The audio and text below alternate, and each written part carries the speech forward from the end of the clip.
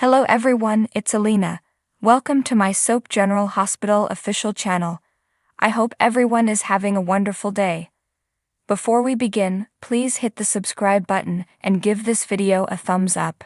Curtis, Portia and Laura are planning a trip to Paris on today's General Hospital. While Finn is taken aback when Mrs. Muldoon decides not to sue him or General Hospital. And Brennan tells Anna and Jordan some things. While in Puerto Rico, Sonny discusses the island's heightened security with Dex, who assures him that he is monitoring the situation closely. When Ava returns, she finds that the degree of security has increased since her last visit. According to Sonny, dangers evolve with the times. Ava is absolutely terrified as Dex leaves. Although she had hoped for some breathing space, she now feels much more confined than before. But well, at least Avery is enjoying herself at the beach, she writes. All Avery knows is that she and her parents are having a wonderful vacation, so Sonny reassures her not to be concerned. Ava claims she's growing up and is beginning to pay more attention to the world around her.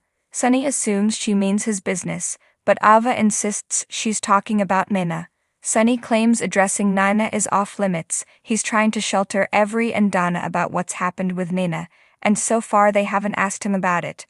Eva claims Avery has asked her questions regarding Mina. Avery walks up having picked up some seashells for them. Sonny tells Avery they need to have a conversation. He adds she certainly has observed that Nina hasn't been at the penthouse, and they are living apart for a while. He says they need to figure certain things out, and he doesn't want her to worry about it. Avery says she misses Mina and asks if she'll ever see her again. Sonny stops, and Ava interjects and informs her that she'll see Nina again. Sonny sends Avery off to lunch. Sonny thanks Ava for notifying her about Avery's uncertainty. Ava observed Sonny didn't fully answer Avery about Nina, and asks if that's because he doesn't know himself. They are interrupted by a call from Laura, who explains that Esme is in Paris. Laura is traveling to Paris and will update them soon. Sonny warns Laura that having nothing left to lose makes Esme unstable. Meanwhile, Dex notices one of the security guards fallen on the ground. He radios a man is down, and Sonny takes Ava and they duck beneath a nearby table. Jordan and Anna come in Pentonville to question Brennan about the games he's playing. Jordan offers to accomplish this on her own, but Anna wants to know what Brennan is up to. Brennan is brought out to meet them and tells Anna how nice it is to see her again. He compliments Jordan for finding out that he was the one who contacted her. Jordan asks about the information he claims to have. Brennan claims he will give them the information they want for his freedom. Jordan doesn't have the power to give him immunity, but Brennan says Anna may call her ex-husband Scorpio to get immunity for him and all charges disappear. Anna has a better offer. How about he gets to keep his life? Anna says he believes he can provide them information on the person who shot Curtis, but they suspect Sonny was the target. She thinks he can deal with them, or Sonny, who won't like to learn Brennan's hiding information. Brennan teases her stating how the powerful have fallen and that Kaiser Faison would be very disappointed in his protege. She calls him a son of a bitch. Jordan asks if Brennan wants to give them the information, or should she call Sonny. Brennan says that in 2019 the WSB bought a batch of illicit weaponry, but they went missing before they arrived at the WSB headquarters. He says someone has been selling the guns, and he had a lead on them, but then he was locked up before he could follow through. Find the vendor and they'll find the gunman. Before he's carried back to his cell, Brennan says he looks forward to seeing Anna again soon. In court, Finn tells Martin that he can't and he won't go after Muldoon's wife and kids, but Martin tells Finn this is a solid way out. The court is summoned back into session, but Finn still won't put a mother of 4 in peril. In the hall, Tracy confronts Mrs. Muldoon. Tracy adds she claims she's suing for her family, yet Dr. Finn has a family too. She honors Dr. Finn for saving her life along with many others. She calls him a good man. Mrs. Muldoon says Finn's negligence led to her husband's death. Tracy understands she has go about this another way and appeals to her instinct of self-preservation. Back in court, Diane tells the judge that Martin Gray wants to call a new witness, and she needs a recess to learn about this witness.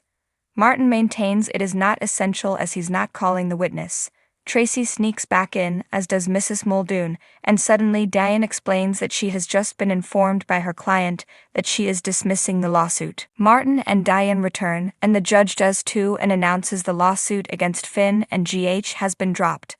Liz hugs Finn and says it's finished. Martin reveals Mrs. Muldoon had a change of heart, and they wonder why she abandoned the complaint.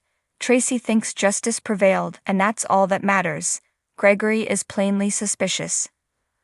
Martin asks Diane why she abandoned the lawsuit, and she answers her client instructed her to. He is unhappy he didn't get a chance to best her in court. She chuckles and, mimicking his southern accent, replies, "You will get that chance when hell freezes over." Tracy proposes they celebrate when Mrs. Muldoon approaches to speak to Finn. They chat in private, and she says she owes him an apology since she just found out her husband Dennis saw an oncologist before him, and she had no idea the extent he went to take care of his family. Finn says desperate people do desperate things. He understands as a single father, and he didn't want to bring her and her family extra anguish surrounding Muldoon's death. She thanks him and walks off. Meanwhile, Gregory confronts Tracy and says Mrs. Muldoon has a funding page to help cover the debts, and it seems just as she withdrew the case, someone made a significant donation to it. Gregory says hypothetically, the DA may consider that a bribe.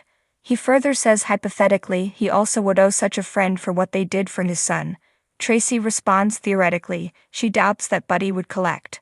Elsewhere, Finn tells Liz that while he's relieved, winning this case could have helped that family. Liz tells him that he is such a decent man for having compassion for the man's family despite Muldoon setting him up. Finn says this case made him realize he has people who he loves in his life, and even if he couldn't practice medicine anymore, he'd still have Violet, his friends and family, and her. As long as he has them, he'll be okay. At the hospital, Marshall meets with Curtis and Portia after his first session. Curtis hopes to work hard to get back on his feet. Laura approaches them and has news. Esme isn't in Toronto, she's in Paris. Laura reveals Esme took them on a wild goose chase, and Curtis worries Esme must be heading after Spencer and Trina. Marshall believes that Esme had to have anticipated this would be found out, so what if this is another bogus lead? Laura tells the PCP he has film of her embarking on a plane to Paris. Panicked, Portia insists they have to warn Trina. Portia and Laura both phone the kids. Laura gets through momentarily to Spencer, who sounds good, but Portia says she can't get through to Trina. Portia worries that Trina is in danger from Esme, and it all comes back to Spencer once again. Laura is really sorry about this, and Portia knows she's worried about Spencer too. Portia says they only have to find and stop Esme. Laura says she is flying to Paris on the ELQ flight, and Dante has already gone ahead. Curtis insists he comes with Laura. Laura replies she'll make a call and walks off. Marshall asks Curtis if he's sure about this, since he's apprehensive about him running off to Paris.